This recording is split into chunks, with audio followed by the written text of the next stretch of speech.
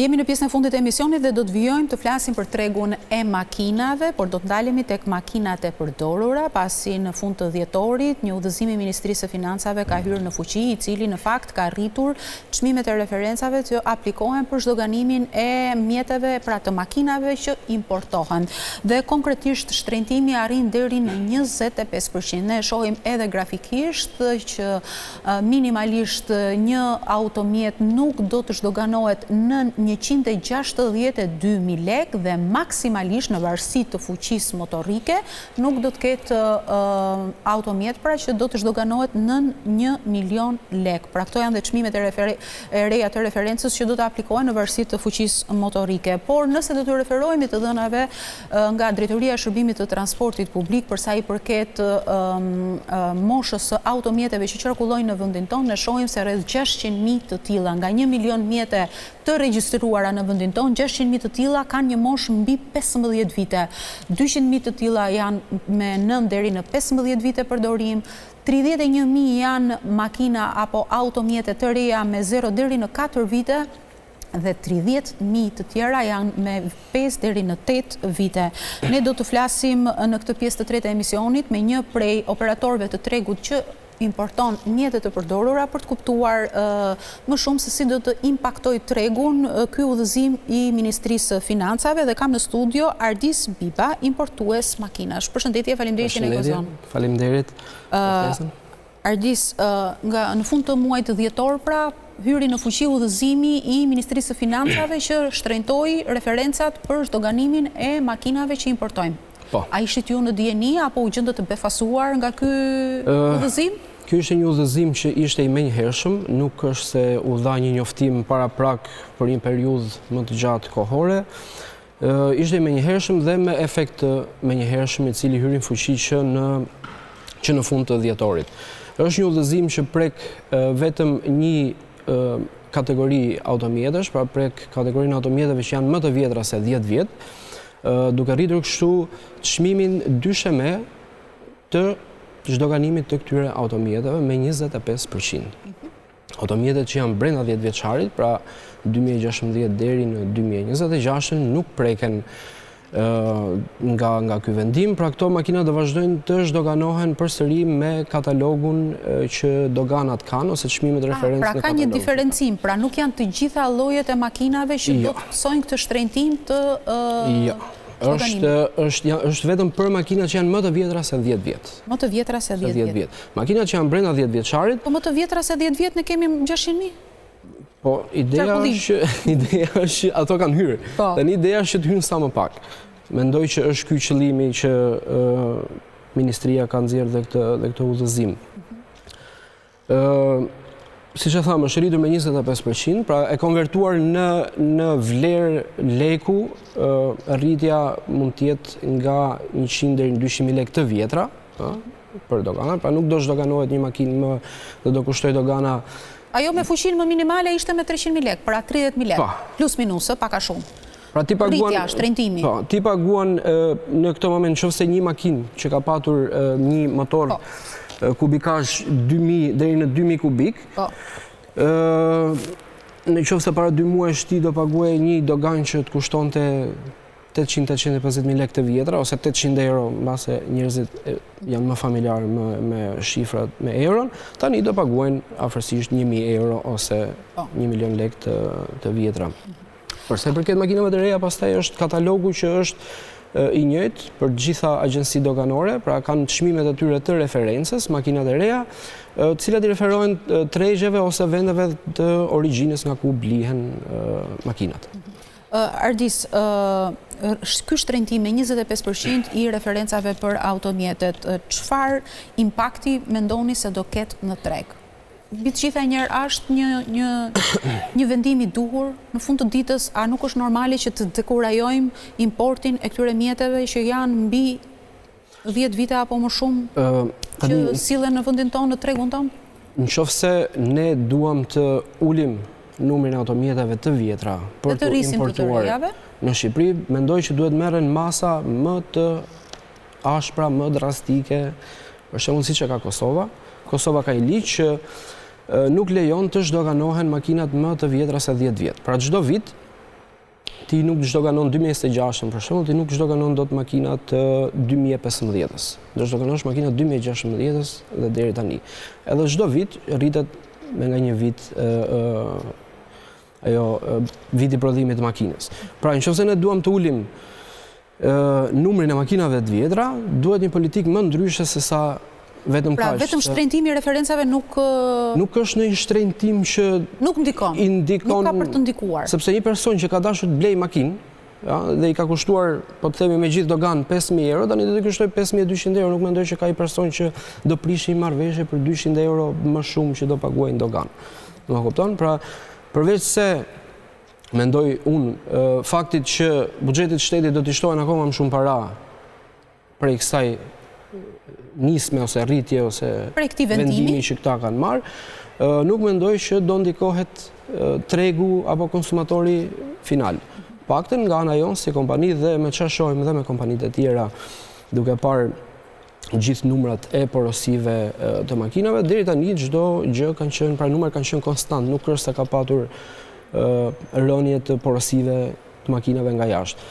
Mbetet për të parë, shohim gjatë 3 muajorshit të parë, mund të ndikohet pak çmimi i rishitjes së makinave në treg në Shqipëri, pra mund të kemi një rritje të lehtë të çmimeve të makinave, po nuk mendoj që do ketë frenim të importit makinave më të vjetra se 10 vjet. E kuptoj. Po Ardis, gjithmonë sa herë ka një shtrenjtim, sado i vogël qoftë ai, nisin tregtarët, blini makina tani, se pastaj do vinë me çmime të shtrenjta, nuk do t'i paguani dot. Domethënë, impakti i parë dhe i menjëhershëm i një vendimi të tillë është që të paktën ky stok që është ende aktual në treg i pashitur, besoj se do të marrë një shtys për të shitur ato që janë. Po, ajo është normale që çdo tregtar ta përdori si justifikim për të hequr stokun e vet apo për të shitur stokun e vet, apo për të inkurajuar njerëzit që të blejnë makinën sa më shpejt, mos mendohen 2 herë sepse do rriten çmimet. E tham, nuk është një gjë e jashtëzakonshme madhe, sepse u tha që do rriten me 2 milion lek, me 4 milion lek, do ulen importet, do ndikohet e mjedisje, nuk ka asnjë lloj, për mendimin tim. Nuk mund të ketë asnjë lloj ndikimi përveç se sa të ardhurave më shumë që shteti do marrë dhe kaq. Ardis, po nga importoni ju si kompani? Kompania jonë ka 2 tregje kryesore, ka Amerikën dhe Korenë e Jugut. Gjithashtu kemi import nga Kanadaja edhe makina elektrike nga Kina. Pyetja që më vjen natyrshëm është, nëse ju blini një automjet në Amerikë, në Kanada apo në një vend tjetër, keni edhe një faturë të mallit i cili makina ka kushtuar 1 milion lek, supozojmë. Pse gjithmonë dogana nuk ja u njeh këtë faturë, po gjithmonë aplikon në referencë? Atëherë, kjo është një gjë që është në fakt pyetje për doganën, por jo për ju, por thjesht nga eksperienca që keni. Nuk e ka dhënë zgjidhje asnjëri kësaj pyetje, është nuk merret për bazë, pra ideja është që ti të mos manipulosh faturën, prandaj dhe doganat vendosin çmime referencë. Se nëse doganat do të marrin gjithmonë referencë se sa e ke deklaruar ti, normalisht njerëzit do kenë tendencën që të thonë kanë bler pak më lirë. Deklarimin pak më lirë. Kështu që në momentin që ato kanë një bazë, një referencë, nëse ti e ke faturën më pak se referenca, do paguash referencën, por nëse fatura është më e lartë se referenca, ata i referojnë faturës që ti ke. Që asnjëherë nuk ndodh që fatura të jetë më lart se referenca, se i kanë marrë masat që referencën ta kenë në maksimum, le të themi. Po, edhe për makinat e vjetra, po edhe për makinat e reja kanë një libër, për shembull për makinat e reja kanë kataloget, kanë referencat atyre që realisht ndonjëherë nuk përkojnë me çmimet reale të blerjes makinave, për shembull në Korenë e Jugut apo në Amerikë. Megjithatë, është edhe pak e vështirë edhe për administratën doganore të verifikojë një faturë malli në Korenë e Jugut, nga e cila vjen makina, apo edhe në Amerikë? Shiko, ideja është gjitha këto fatura janë fatura pro forma, pra nuk është se ka fatura fiskale nga shteti i origjinës makinës, pra nuk mund marrësh një faturë me të vëshë atje përsa koti e ke makinën për eksport nga shteti i origjinës. Dhe një faturë pro form, normalisht që shteti thotë që unë nuk ta njoh si faturë mbase të saktë ose me vlerën më të saktë që ata mund marrin për referencë për zhdoganimin e ato mjetit. Dhe diçka tjetër, Ardis, këto referenca që aplikohen për makinat e përdorura, a janë të ngjashme edhe me vendet e tjera? Apo janë më të shtrenjta tek ne? Apo jemi njësoj? Është një standard? Referencat për makinat e reja, paktën për makinat që janë brenda 10 vjeçarit fundit, prodhimi brenda 10 vjeçarit fundit, kryesisht krahasohen me çmime referencë Itali ose Gjermani. Që janë çmime që janë shumë herë më të larta se sa çmimet reale të tregut në Shqipëri. Pra, në Shqipëri mund të importohen makina nga Korea e Jugut që vinë rreth 30% më lirë se sa tregu evropian. Le të themi makine 2017-18, mund të vi 30% më lirë se sa tregu evropian, por dogana thotë që unë të dashdoganoj këtë mjet do të marr për referencë çmimin në tregun në katalogun evropian, pra çmimin mesatar. Kanë një çmim më të ulët, një çmim më të lartë, ata marrin. Pra jemi të krahasueshëm, e kisha fjalën, nuk është se nuk kemi hendekje të mëdha. Nuk është se ka ndonjë hendek të madh, por prap ka diferencë. Ka diferencë. Ne kemi më shtrenjtë. Ne makinat vinë me çmim më të lirë, referencat janë me çmim më të shtrenjtë. Jo, flas, edhe referencat që aplikojnë vendet për rreth, a janë të ngjashme me tonat? Janë më shtrenjtë se sa tregu real të Shqipëri. Janë më shtrenjtë referencat. Po. E kuptoj. Megjithatë, edhe më herët është folur që në 2026-ën parashikohet që të ketë edhe një ndryshim ligjor, por ende nuk dihet se kur do të konkretizohet, për të vendosur në importin e makinave të përdorura standardin e Euro 5. Ne kemi sot Euro 4? Euro 4. Po. Pra të miratohet standardi Euro 5. Po do ishte mirë që të vendosesh standardi Euro 5. Besoj që do e frenonte pak më shumë këtë prurin e makinave shumë të vjetra, pra më të vjetra se le të themi 2011-2012 e mbrapa, të ketë makina më të reja. Gjithsesi,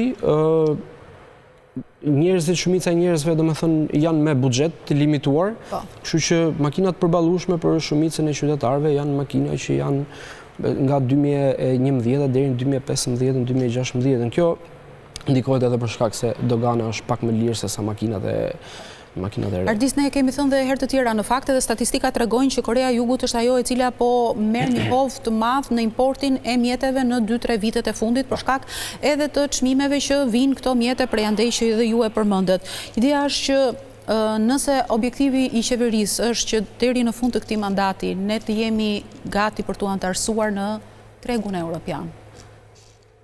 Pas 2-3 vitesh, nëse kjo do të ndodhi gjithmonë, çfarë do të ndodhë me këto makina ose me ju bizneset që jeni të orientuar drejt Koresë? E keni menduar që pastaj do të vihet fres sepse makinat nga Korea nuk shkojnë në tregun evropian apo jo? Shkojnë në tregun evropian. Ka Bullgaria për shembull, Rumania, janë importuese të mëdhenj të makinave të Koresë. Disa shtete... Slovenia... Jo e gjithë BE-ja flas. Shiko, e gjithë BE-ja normalisht jo, sepse politikat në Gjermania nuk do të dojë që të sjellë Volkswagenin nga Korea ta shesë në Gjermani. Absolutisht. Ma kupton, kështu që ka vende të BE-s që i importojnë makinat nga Korea, mund edhe të targohen në Gjermani, ka kompani shqiptare që i kanë marrë dhe i kanë targuar në Gjermani shumë kollaj, asnjë lloj problemi, standardi është i njëjtë. Gjitha makinave, nuk ka asnjë problem. A kemi menduar ne, a do frenohet mbas 2-3 vitesh apo jo? Nuk e dim. Kjo është një industri që ti je gjatë gjithë kohës duke parë se si po shkon kërkesa në Shqipëri. Për sa kohë në Shqipëri kemi kërkesë për automjete, sidomos nga kompanitë që merren me shitblerje makinash dhe kompanitë që kanë makina me qera, mendoj që numri i makinave do jetë, besoj, konstant, mund të ketë pak rënje, siç e tham, të makinave më të vjetra, por makinat e reja do kenë një numër. Pra do vazhdoj ky trend i importit të automjeteve të përdorura. Po patjetër. Sidomos edhe nga Korea, siç thoni ju, që vjen me çmime pak më të favorizuese. Për sa kohë tham që ka kërkesë tregu, deri tani ne nuk kemi parë nuk kemi ndonjë indicje që tregu po stepet ose po e ul kërkesën. Pra për ta mbyllur këtë intervistë, Ardis, 2026, pavarësisht rritjes së referencave, ju parashikoni si operator tregu që nuk pritet të kemi ndonjë stepje apo hezitim apo ndonjë shtrenjtim të ndjeshëm të mjeteve që vinë nga këto vende, pra Amerika, Korea e Jugut apo Kanadaja? Pritshmëritë tona si biznes, paktën flasim për biznesin ton, janë numrat të jenë konstant ose ne të kemi rritje me 20-30% më shumë të makinave që sjellim në Shqipëri gjatë këtij viti. Artist, unë falenderoj që ndave me mua këtë opinione. Faleminderit. Nderuar teleshikues, kjo ishte gjithçka që kishim përgatitur edhe për këtë emision, e bashkë do shihemi të dielën e ardhshme. Deri atëherë, mirupafshim.